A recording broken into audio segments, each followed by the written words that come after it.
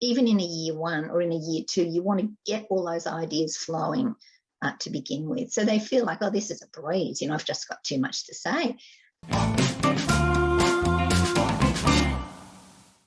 Particularly with the year ones and twos who've already been at school, if they haven't been using 7 steps, they feel that they need to fill up a page. So they start telling you, when I was at the beach, and we're wanting to show them to jump into the action. But I start with little stories of my own. So I'll relate something if I was in a foundation or a younger group, something that happened to me when I was only 6. And I tell them about the fact that, the story of the fact that I was picking up shells and the crab bit me and it was dangling on my thumb as I started running. I didn't know what to do. And I'd say to them, if I was writing that and see when I was at a beach, crab bit me, that would be so boring, wouldn't it? And, going on about that. And then talk to them about, well, how could I start? And then maybe I might say, do you know what I did? I ran. And somebody will say, oh, you could start with run. And then I'm like, oh, yeah, run. Or dangling from my finger was a crab. And then maybe what I would get them to do is draw the picture of my face. So lots and lots of drawing. I'll come and act out what I looked like when I was running. And, one child will come out, won't run very fast. I'm like, no. I was dashing down the beach. So probably 30 minutes of going over this story. But in that, the children will say to me, well, this is what happened to me at the beach, and this is what happened to me. So then, hey, let's draw the pictures for that. And then there'll be children who will just write. Or you might want to get them to write, and you might have already spoken about sizzling starts, that you could start with, what would I call out, etc. Or another activity I would do with them is just have some photos of things that might happen on a holiday.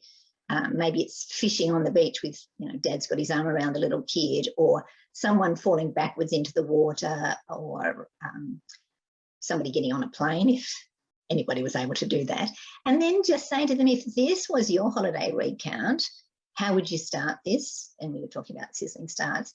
Or maybe you might say, how would you actually show me that the little boy didn't like fishing? What's telling you? And discussing the fact it's in his face where he's going, and then we might talk about, well, why doesn't he like it, etc., etc. So lots of skilling them up first, which might take a couple of days. And then it'll be on the 3rd or 4th day that I would say, hey, do you think you could tell me what your holiday was about? But let's try and start with a sizzling start that hooks you in. And could you actually use some language that actually shows me how you were feeling? And of course, always drawing the picture first. So instead of it being the session today, we're doing the holiday recount, it might take you a week. Even in a year one or in a year two, you want to get all those ideas flowing to begin with. So they feel like, oh, this is a breeze, I've just got too much to say. It's about a story from their holiday.